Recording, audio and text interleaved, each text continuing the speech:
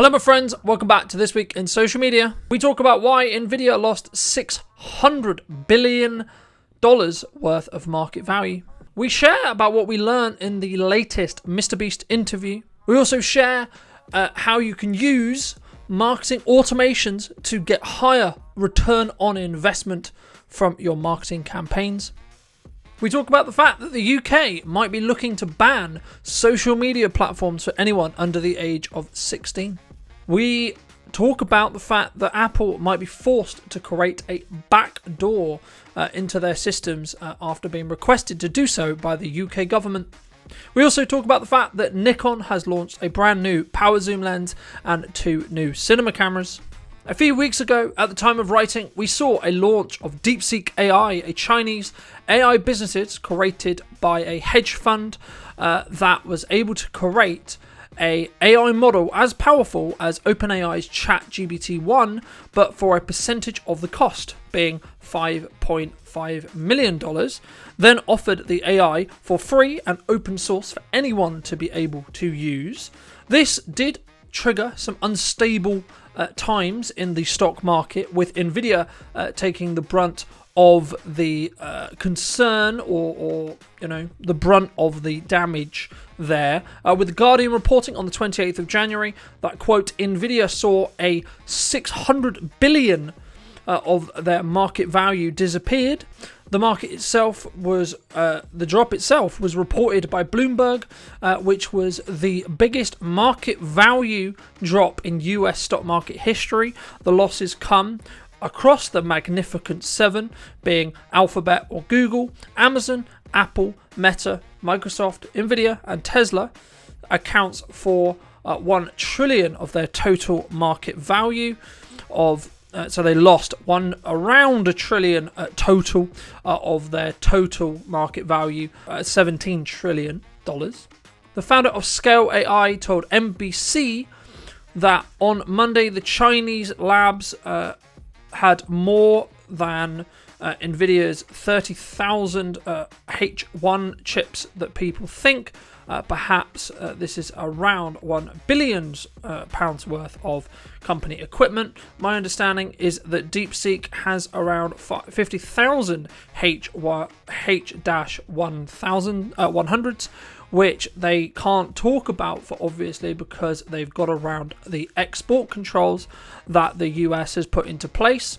Wang said they have more chips than other people expect, and also on a go-forward basis, they are limited because of those export controls specifically. A few days after the sell-off in the market, there was reports that DeepSeek had also used ChatGPT to help build their model to be better for a process called distillation. And of course, this is a little awkward for OpenAI, as OpenAI used the internet to train the model as we see today, claiming that if it's in public domain, then it's fair game for us to train our models on. And now they're getting upset with DeepSeek for basically using ChatGPT to copy or build their model through basically copying OpenAI's tech, which is kind of ironic in that respect. And OpenAI seems to have had a handful of cases dismissed, and they seem to be winning their copyright legal battles. There has also been reports that, quote, Microsoft, which provides the servers for most of the OpenAI's compute, has said that they observed someone from China extracting a large amount of data from the OpenAI API, and they believe that these accounts are linked to DeepSeek, with reports that many more AIs are coming out that are outperforming ChatGPT's newest model. But that's all we found out in regards to DeepSeek specifically.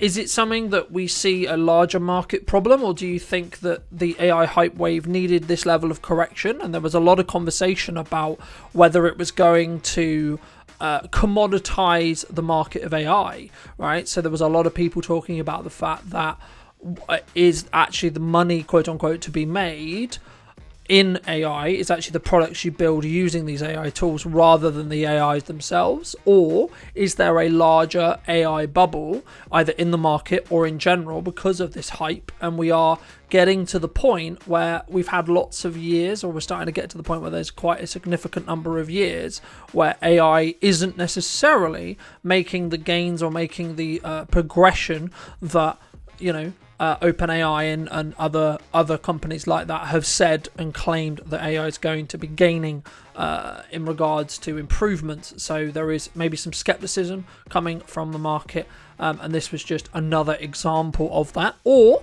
on the other side of it, is it purely actually that the costs are fair and the costs for these GPUs and these data centers are quite normal, and the only reason why DeepSeek can claim that they're doing it very cheaply is because they obviously can't talk about openly the fact that they, in most cases, and as we discussed, there's likely that they have a lot of expensive chips and potentially even the CUDA chips.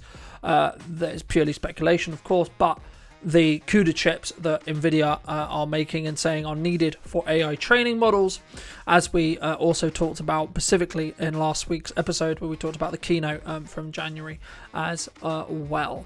So that is kind of what we know. Is this going to mean that China is now ahead in that AI race? Does that mean that, you know, the US or the UK specifically, we've seen in the time it's taken us to write up this show that the UK government is also trying to create a AI corridor in the UK to invest in growth. There's been some concerns regarding the energy costs in the UK, and why would, you know, Alphabet and Google and, you know, these larger corporations come to a potential country where the cost of running these data centers is going to be higher than, say, the US, for example. But that is all we found out specifically about DeepSeek and in AI news specifically. So I'd love to hear what you think in the comment section down below. We also saw a brand new podcast from MrBeast as he looked back on filming Beast Games. The podcast was from Colin and Sam, and they were talking about the fact that Jimmy had shown a handful of times on the show before, and were talking about a lot of mainstream public controversies and how they wanted to handle it. They weren't 100% sure because, of course, they are friends with Jimmy, and they weren't really sure how to whether to discuss them, how to discuss them, how to do that best, because they didn't want to, from what it sounded like from the podcast, they didn't want to jeopardize or put into vulnerability the relationship they have with Jimmy, right? They've just done, or they had done when MrBeast came out and did all the filming for Beast Games. He invited them to create a BTS video that we've talked about previously. But this was this was filmed just before Beast Games came out, so they were able to talk about quite a lot of things, but they didn't really get into the controversies, and it seems like MrBeast is trying to move on from those, and there hasn't really been many updates in regards to those lawsuits we previously had in conversation as well. The fact that they weren't 100% sure how the best to talk about it, as they were Jimmy's friends, and of course they showed and had him on the show so many times. They also claimed that this product was a very difficult conversation, and this conversation is a very different conversation, and this conversation is more about the future for MrBeast specifically. As I said, it's him about specifically looking to move past the controversy and the issues and the also the debunkedness that we saw from Doug Patt as well in that respect. And we found that in the podcast episode that it was more around advanced creators, or the creators who are building businesses for and are closer to entrepreneurs. Of course, they'll also be talking about the games themselves. I found it very interesting that over 5 episodes to be able to quote 19 people of 400 in the same business. So this was talking about the fact that in the time they've had MrBeast on their podcast and they've done 5 interviews with him, that his company has grown from 19 people up to 400. And quote, how does he go from creating YouTube videos to now creating a reality TV show? And the fact that how he's transitioning from creating just YouTube videos or just YouTube video, these larger budget YouTube videos, and is now working with TV producers to make a Amazon Prime, Netflix or equivalent show. Jimmy was also asked how he felt about Beast Games and how it was going to do. He believes that it's going to do really well. Jimmy did share a story with where he shared the first episode with Casey, being Casey Neistat, and Casey said watched it with his friends, and nearly all the same. And there were a lot of conversation between Casey and his family, and I think his kids as well, said about, quote, about what is going to happen, or even the next morning. So yes, Casey thought it would do well, because there was a lot of conversation about some of the stories, and Jimmy was really happy with some of the storytelling elements later on in MrBeast Games episodes, so 5, 6, and towards the end of the series. But his concern was maybe having 1,000. The spectacle is of course really great for the game show as a whole, but the question was, is that harder to really build those depth connections and be able to story tell with those people? And there was a little bit later on in the podcast, they talked about the fact that traditional telly will have 10,000, maybe even 100,000 on things like Pop Idol, where they'll bring a large number of people, but they will only show on camera maybe 100 or so, and then they'll dwindle very quickly, very early in that series. They'll dwindle it down to what they believe is going to be the best 20 or maybe the best 30 stories from all of those people. So Jimmy did explain that he's potentially going to look at the feedback for Series 2 and Series 3 from Series 1 to see whether he does something similar, or whether he just scales it back in regards to the number, but then can go more into depth with those characters or with those contestants specifically, and taking the audience on the journey as well. They led on to talking about the fact that it wouldn't be bad timing if Jimmy was known as just a YouTuber. He feels that a few years ago he was creating content that just, quote, manipulated the algorithm, end quote, and getting viewers, when he wants to become a better storyteller. They have also talked about the fact many times of how behaviors have changed when it comes to watching YouTube or versus watching streaming platforms. This is mostly around the fact that they talked a lot about Jimmy having to beg or having to really promise that the connection on YouTube is what you say in the title and thumbnail.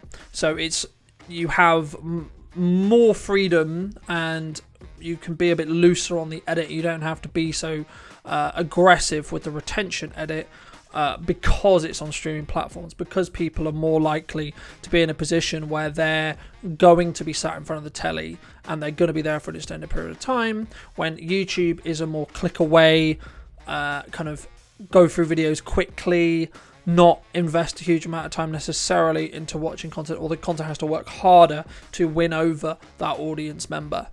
When Jimmy said he, quote, has watched hours of content, and then if he has an hour to watch content, then he'll go to YouTube. When he doesn't have anything to do all day, he'll go to a streaming platform. They then moved on to talk about the role that collective conversation can have when it comes to a TV show being released weekly. Of course, you could do a weekly show on YouTube, but this is going to not work as well due to the fact that YouTube runs a recommend algorithm, and they were talking about the fact that, for example, some people could have the wrong episodes or the non-chronological episodes being recommended to them. So, for example, if you had a 5-series or 5-episode video series, then the question or the concern would be someone could get recommended episode 5 before watching episode 1, 2, or 3, and they're not going to necessarily have that level of investment in a similar way as a natural platform difference when you're talking about a streaming platform, because people will naturally start at episode 1 and then move further forward in that series, obviously, when you're watching TV. So that was his main concern. But he also talked about there's a lot of culture related to having weekly TV shows in regards to that communication and that conversation on social media after the fact about what happened. We saw this, some more examples could be when Game of Thrones was one that jumps to mind, for example, where there was a lot of conversation, and a lot of people have said that Series 8, for example, wasn't a very good ending. Other people have said it's really great. So in that respect, it does cause a lot of marketing, and it can cause a lot of hype because there is a lot of conversation online, but it also, of course, brings that question of spoilers and etc.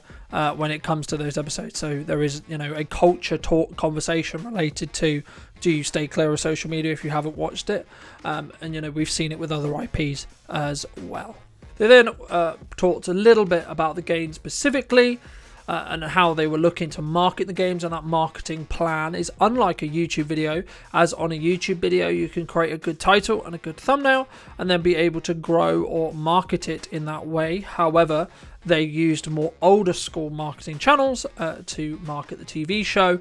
They talked about the fact that they needed to market it more as an event, so it was dropping at a specific time. They also talked about the fact that to end each episode on a huge cliffhanger. So, of course, how we're looking to maybe hit a button or win $1 million. So they did talk about one of the episodes where there was this drastic cliffhanger towards, I think it was episode 3, episode 4, and how they deliberately designed the edit so that there was a cliffhanger, so you were going to come back next week. This is very traditionally used in TV to hook you into going, oh my god, I want to know what happens. They use this in, of course, TV dramas a lot to install the fact that you'll come back for the next episode that is likely in a weekly distribution. But of course, they did talk about the benefits of having a bingeable show, and there is some strategies that some larger corporations like the BBC, ITV, Channel 4, the more traditional television stations have used to just release it all, and of course Netflix as well and other streaming platforms have used it sometimes as a bingeable show. And it's kind of what do you choose to use? Do you want it more as an event, or do you want it as we're going to market it and then we're going to have it as a archive or a set of archived content to then be in a position where you can showcase or highlight the fact that people can watch obviously all those episodes? And do you necessarily need cliffhangers or not? They then moved on to talk about Jimmy's specific businesses and how and the question of whether the game specifically fit into the overarching MrBeast business. He did talk about some main points he wanted to focus on. Point A being his studio, so his content, his YouTube, and then obviously his them becoming TV show. His B, his CPG or consumer packaged goods, so this would be Lunchly and Feastables and things like that. And then we also had the digital software side. He does run a YouTube TubeBuddy and kind of video-esque service called ViewStats specifically. So he's tried to build more on the digital side and focus on that, because more of his viewers will be able to use that platform or that system, because not everyone can necessarily buy Feastables, because if you're not in the US, you won't be able to buy Feastables. Then they moved on to talking about the fact that Jimmy is aware that some people who are going to watch streaming or TikTok, for example, are solely just going to watch on that platform. So creating the best content you can for each is going to allow you to move forward. Also showing how linking in to those CPG, consumer packaged goods products, and the digital products as well. Then they go into the fact that one of Jimmy's main things that he's trying to do with Feastables is to quote to end child poverty, but to quote Jimmy specifically, over 1 million kids in child poverty in West Africa on cocoa farms. So how much he found out was due to the fact that he was running a chocolate company. Of course, he wanted to do it right. In answer to where does this fit in regards to Jimmy, what Jimmy is trying to do is he wants to be a net good in the world, leading into sharing what specifically motivates him. He explains that humans can be motivated by multiple different things, and also maybe sometimes it's money, but also it may be other things. One of the reasons for him is he loves building businesses and he personally finds it really fun. He also believes that he can fix larger problems in the world that the world faces and be able to live without regret when he's older. When questioned about most larger businesses giving a level of bad press, he doesn't want to necessarily show or articulate, because the question came and they were asking, they were showing Jimmy or using the analogy that he was going to become a large corporate and he was going to become like Coca-Cola in that respect. And the question was that, he can do it all. He can be in a position where he can morally source. He can do things what he would count as correctly or doing good in the world. And he just simply answered, you know, his actions will speak louder than words specifically. So I guess that would say look at his actions through his companies to be then judge whether he's a large, a horrible or a not very morally acceptable corporation, and whether he's moving in the correct direction there. When asked about how he's going to fix children being used to gather cocoa, he explained that it's purely down to how much the chocolate business pays each farmer, due to the fact that they can't afford to pay anyone over the age of 18, followed by then going into detail on how they're planning to pay more, even though, yes, it's about paying them a living wage and working with businesses to ensure that's going to help the longer term sustainability of that farm, and making sure they're being paid a fair rate specifically. But also he's trying, and as he becomes more and more profitable at scale, he wants to hopefully help or inspire, or being in a position where he can help the larger chocolate companies to be able to ethically source as well. Where he then goes into his mission to show all of the larger chocolate companies how to be able to scale size without necessarily using child labor, and the other businesses will hopefully change their ways. He was and asked how he's learned about scaling out a business and a team, not only on his YouTube channel but also in his businesses. And his answer simply was, it's very hard.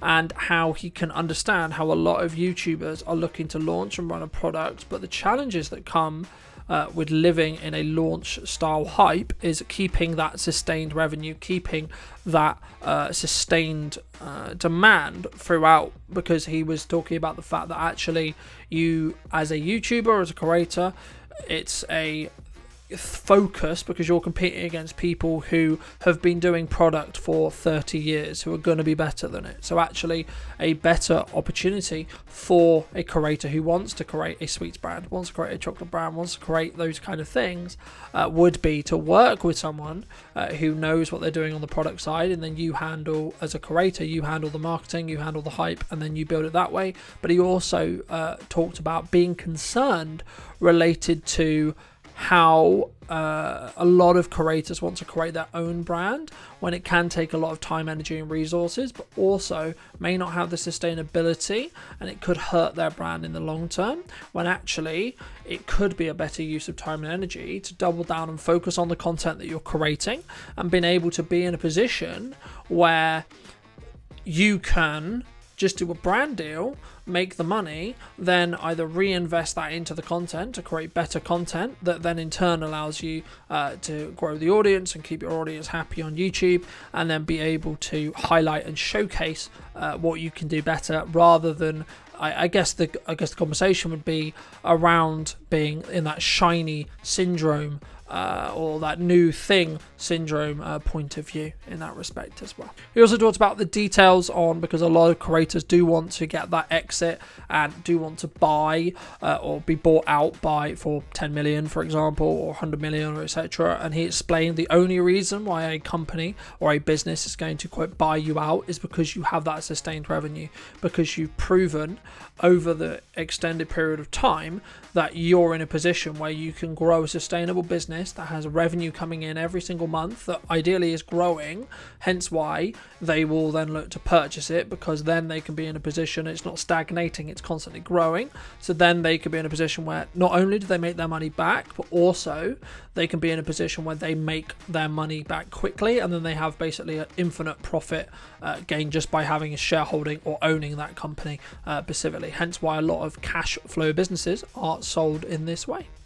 They then went on to talk about the advice that Jimmy would have when it comes to, firstly, streaming platforms when looking to negotiate more deals. And he wants to be a kind of the first of many, hopefully, of creators who are able to do reality TV shows with people like Prime. but also the question as well, or the conversation related to giving the streaming platform some feedback on how to negotiate that, and some of the education and some of the you could say the annoyances that he found when negotiating the deal with Prime for Beast Games. But he also explained that you should bring in, and his recommendation would be for creators to bring in a expert who has done and who has been in the weeds and done hundreds of these deals with these streaming platforms, to ensure that they don't have bigger headaches or bigger challenges moving forward. Things like making sure who owns the show's IP, making sure that there's lots of the details of the contract aren't quote unquote predatory, or in a position where it's a good split, or it's a fair balance in respect to that, and actually getting the best out of the opportunity or the deal in that respect as well. They then moved on to talk about specifically the stuff that Dude Perfect is doing, and obviously the Sidemen team are doing with Side Plus, and launching an app and creating a subscription model, or for their fans to pay into, and creating that model solely from their audience. And whether Jimmy thought that would be a good idea for a lot of creators to do. He personally said he thinks that is a good idea within reason. He personally can't do it at the moment because of how much he is doing and how much bandwidth he currently has with all of the companies he runs, and obviously what he's doing with a lot of the filming and the processes and team and etc. that he's doing with the studio, but also with his CPG products, but also of course the stuff he's doing with software as well. They then talked about the fact that how would he deem Beast Games to be ROI positive, because there's a lot of conversations and a lot of questions, and when you do things in business, of course, you're looking how does that return on investment really come back to you in a benefit way. And Jimmy said, to be honest, it's not going to return the money in Series 1, but what he does hope is it proves a proof of concept. And Jimmy hopes that he is able to break even on Series 2 and Series 3. Jimmy wants to make sure that people first watch the show and then, of course, enjoy it. And also, those who do watch the show want to have an emotional connection for those taking part in the show. So that's kind of what I was alluding to before about later on in the series. He was really focused and really wanted to create those stories and really show that character development in the game show with those contestants specifically. He also said creating the biggest game show ever in the world, and not to be Never the Beast Games level. He also thought that, and it was interesting to see how his thoughts on this had changed in regards to from when they first interviewed him about this to now. He's talked about the fact that he would love to win an Emmy, and he would be in a position where, along with those world records that he'd already got, because he knows that some of the members of the team that worked with him on Beast Games, in that respect, their dream is to win an Emmy or have some work related to being winning an Emmy. So that's one of the focuses that he has, and he hopes that he can, and he also feels, I think, that it would legitimize a lot of what he's doing, so he's not only a YouTuber, even though of course he loves the fact that he is, and he loves the fact that that's the only thing he's wanted to do, and he's worked a lot of his adult life, and actually, to be fair, even his younger teenage years, if you know his history, to become where he is now, and to become and be obsessed with how YouTube works and how YouTube is growing. So he did talk about the fact that it would legitimize it, and it would be in a position where you could have more creators go over to Netflix, Amazon, etc., to be in a position where they could get their own reality TV shows, and or the streaming platforms could see them as legitimate collaborators to create a show in that respect. They then touched on the fact that MrBeast actually doesn't like using CG in his videos, and he's constantly, and he's talked about this on other podcasts as well, he's constantly thinking about ways about either how do we scale that back, but also how can we maybe, he talked about maybe putting a Beast logo, so if they have extended a set and etc., that they can then show and communicate to the audience, or maybe putting timestamps in the description so that the audience will then know when CGI is being used, because it does open up a question related to the fact that, is that technically faking? Is that just increasing the production quality in that respect? And that's the conversation which was being had, and I think it's a really important point to be made, because he would rather do stuff for real, right? He spends a lot of money on building sets. He believes that he does things really, really well. So actually, you know, and there was a couple of, he didn't really refer to it as a mistake, but he did. When I was listening, I did feel like that's what he was talking about, which was in Beast Games, there's a single shot where a moat is added around the city that they built, and he was concerned or worried that it would have steamed that. It would have looked. The whole point was to clean it up, to draw your eye to the city. But the problem is, because you've added a moat in post, the question then becomes: well, did you fake the whole city? And there is a couple of shots as well where you can see there's no moat there. So if he, I think, could go back, and he referred to the fact that he locked the edit of the actual episode before. Specifically, and it was kind of a decision made by an editor that maybe he wasn't consulted on, because he personally wouldn't have done it, but it was too late by the time he had locked the episode edit and etc. And that's how kind of these things, because they're massive behemoths when you work with people like Amazon, so he was slightly concerned of that, and it did sort of have a knock-on effect to how he was potentially using CG in his YouTube videos as well. They ended by asking Jimmy how he found going in and around India as the digital entertainment world. Jimmy shares how there is so many people who you've never even seen. There's a lot of fans as well, but there was kind of this conversation related to, firstly, there's a lot of creators in India who have majority Indian audiences, but they're huge in the respect to how many views they're pulling. So for example, if I refer to my notes, there's some creators who are pulling 20 million views, but it's mostly in India in that respect as well. But also the fan culture or the celeb culture that was taking place in India was, I think he found it kind of in some ways overwhelming, but also he really found it flattering because of the amount of people who have seen every video. Who they didn't announce that he was going to India, but it got out and he was greeted at the airport by his fans and that kind of thing. So I think it was really important, and he did talk about the fact that there is obviously some concern in regards to how much Indian creators can make, and how as the world progresses and it looks like their GDPR or their larger economy is growing. So he believes if Indian creators are listening or are looking to build channels and have larger channels, to think in 10-year terms in regards to how much you're making rather than necessarily 5 years or 2 years. And he wants to and he thought it was a really good thing, and he has actually noticed that a lot of his audience is in India as well, so there is obviously going to be opportunities there for him, and seeing and sort of sharing his knowledge from his Indian visit specifically. Then they also ended the show by asking Jimmy whether he would buy Hot Ones. For those who don't know, it's just been sold at the time of recording back from BuzzFeed to a set of investors, and also Sean Evans, who, as you may know, is the host of it, for $82 million in that respect. And Jimmy said, quote, they should have called him. He would have loved to have helped and help to build the Hot Ones brand, and also with their sources up what they're doing there to help and articulate how he could potentially help them in that respect. And then following the question of would he go on Hot Ones, he thinks that's likely, even though he hates specifically or dislikes hot food, but he has also understood that people really enjoy watching him suffer. So that is all that we learned from the MrBeast interview, or the newest one specifically.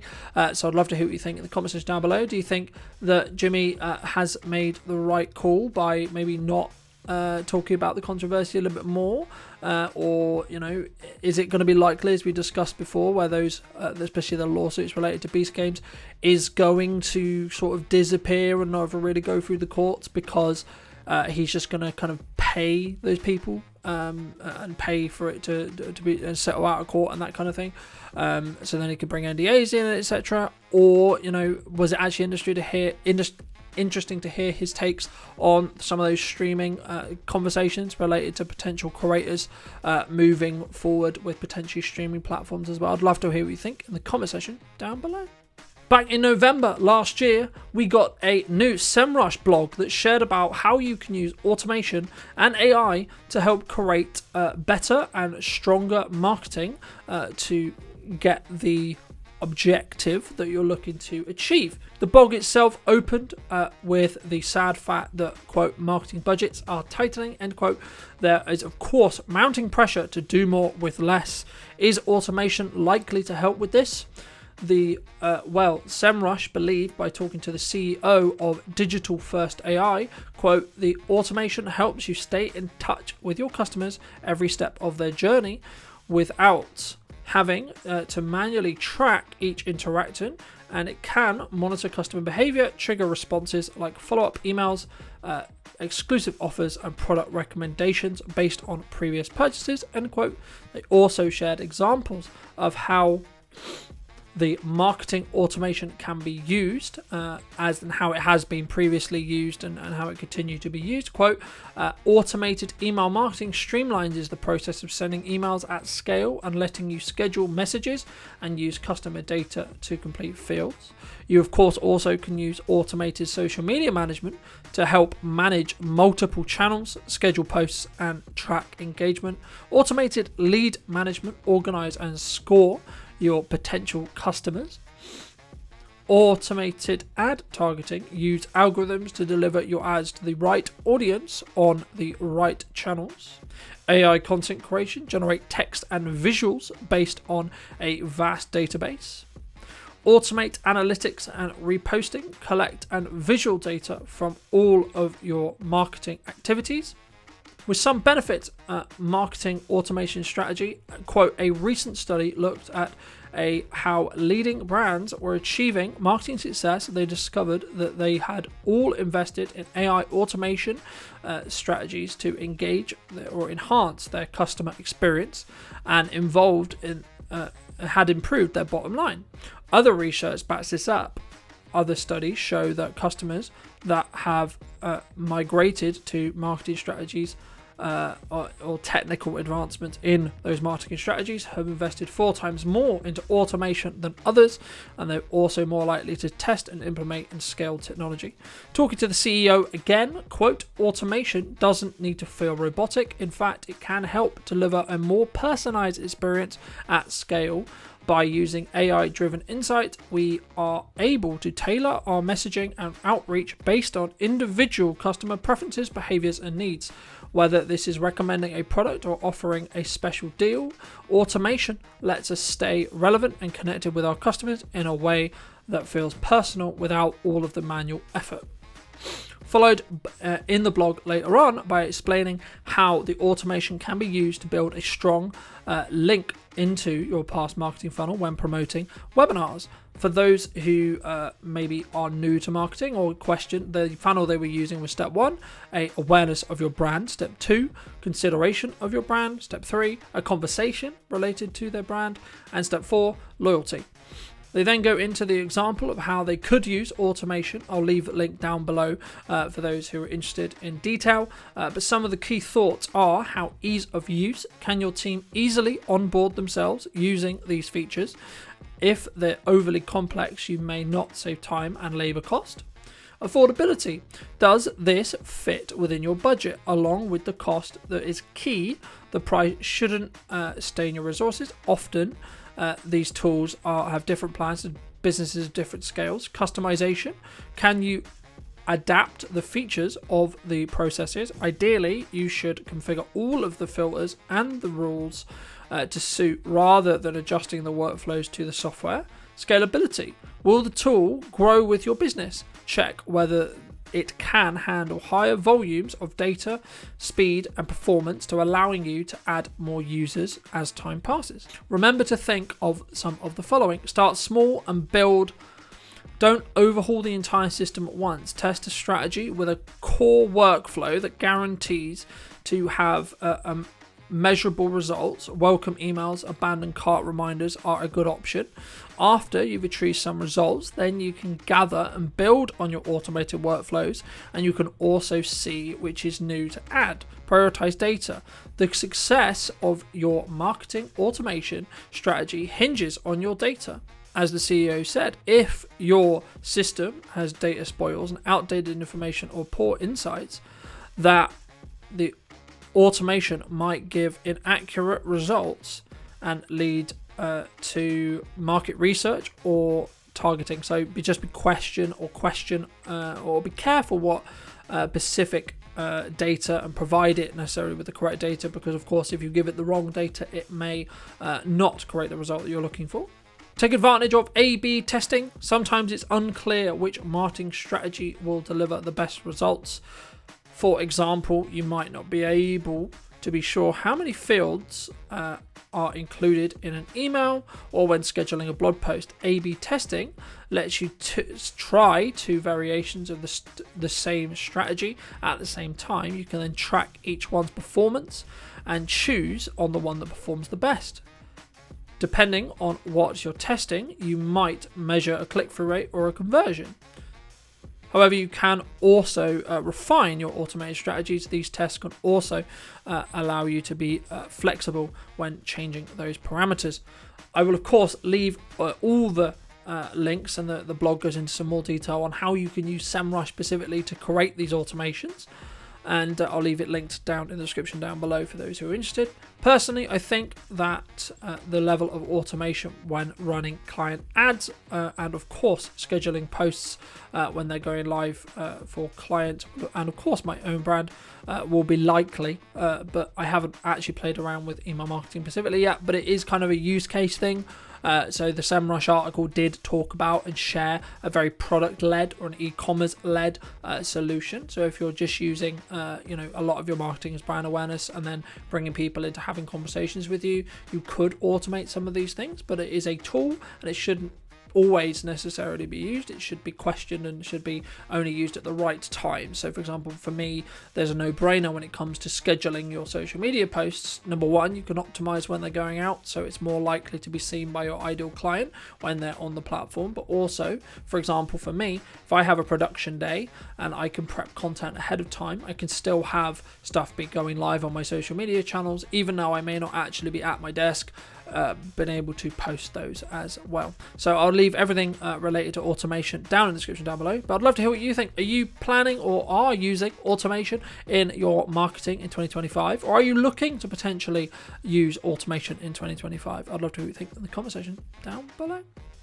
At the start of February, we heard calls to ban social media usage for anyone under the age of 16, with the head of counter-terror police in the UK saying, quote, the UK should pay serious attention to Australia's ban on social media for those under the ages of 16. He linked the damage that young people can suffer through social media to be a cancer caused by smoking.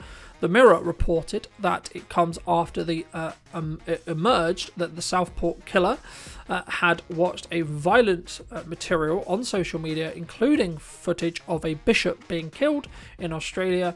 He watched a clip before leaving his home on the day he violently killed 3 schoolgirls and attempted to murder 8 children and 2 adults last July. When asked if he feels that the Australia ban is a good or whether he supported it, he said the following: I think we can look at a jurisdiction like Australia and ask questions domestically about whether steps should be taken, and he thinks it's positive to move in the direction at the same time. So he is basically for it by the sound of it. The Home Secretary Yvette Cooper voiced her fury on platforms which failed to remove the clip that the murderer had used on the day of the killing.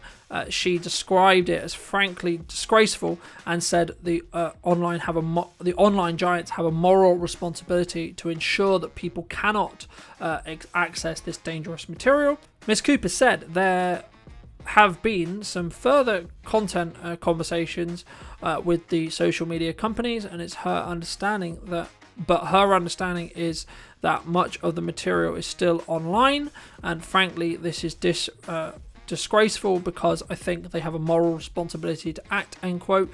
So does this mean, and does this kind of bring back the question that just because a shocking act of violence can be seen online, does that mean that they should stay online under freedom of speech grounds? or implying that it's the human's actions that should be held accountable or responsible? Or do you feel it is the platform or the government's job or responsibility to ensure that where the clear line is and remove and punish those who view and upload this type of content? So if we're going to make a similar ban or a similar argument for a ban for social media in the UK, it also then again brings up the question of how you're going to police such a ban or how you're going to keep the law in effect. Many reports have already explained before it can be really challenging to ensure that someone under the age of 16 is not lying about their age and then when signing up for a social media platform in the first place, but of course been able to share, this goes without saying, that the role that mothers and fathers play and can play into tackling this challenge. As I explained before, personally I think it's down to all of us, platforms, governments and parents, to ensure that social media is used in the right way and the right times, down to the parents' values, and through regulation and content monitoring, parents' controls, etc., can ensure that our children are watching and reading the content that's going to educate and inspire them to hopefully become well-rounded young people who will think for themselves. But in my view, that's just my view. I would love to hear what you think in the comment section down below. I think that this is obviously a large conversation, a large problem, but I think that the solution isn't just going for the social media companies and pushing the social media companies to just be solely responsible. As I said, I think a lot of people, for whatever reason, or it is of course very challenging and very difficult, but I think that we as a community, as a whole, governments, social media platforms and parents need to do a better job at monitoring what their children are viewing online and having a level of tech control, having a level of boundary setting, having a level in line, of course, with those parents' values, as I alluded to. But I think it's really important that we start tackling and having a larger conversation about, what content is online, but also is the solution to remove it, because surely that would just push it underground. Rather, can we educate our kids? Can we educate parents on how to do that? Can we educate and can we make sure that maybe stronger parental controls are in place, for example? But that's just my thoughts. That's just my opinion. I'd love to hear what you think in the comment section down below.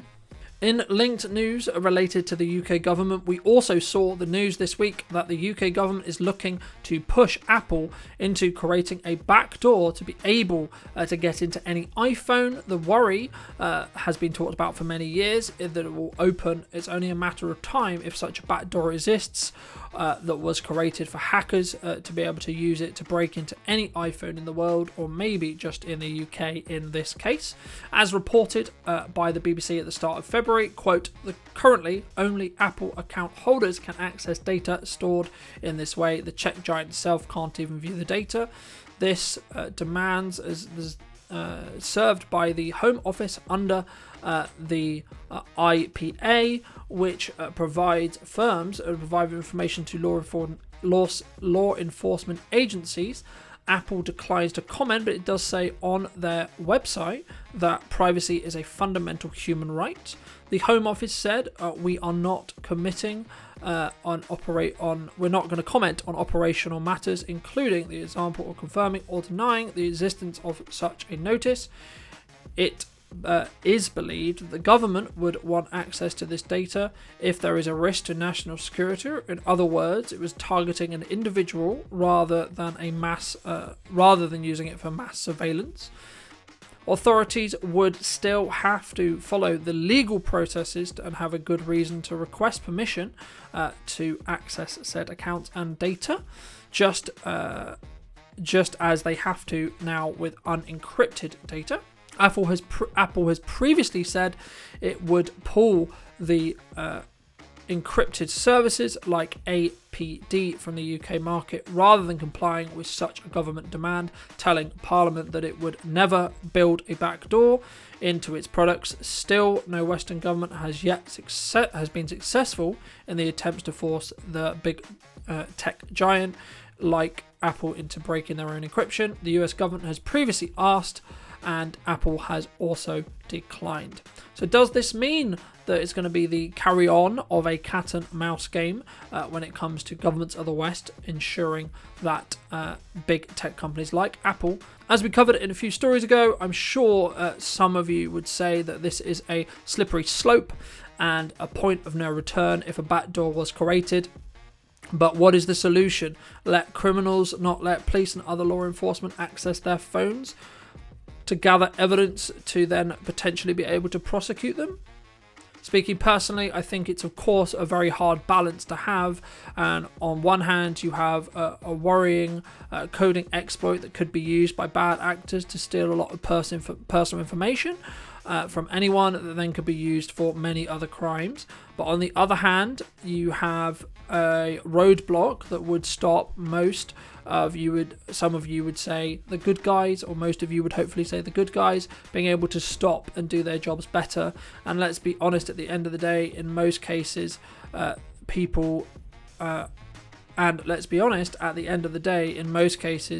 save people from being hurt, victimized, or killed. Would there be a legal way for Apple or whoever made the phone to be able to unlock the device without adding a backdoor, where they needed, of course, the right legal checks and balances to take place?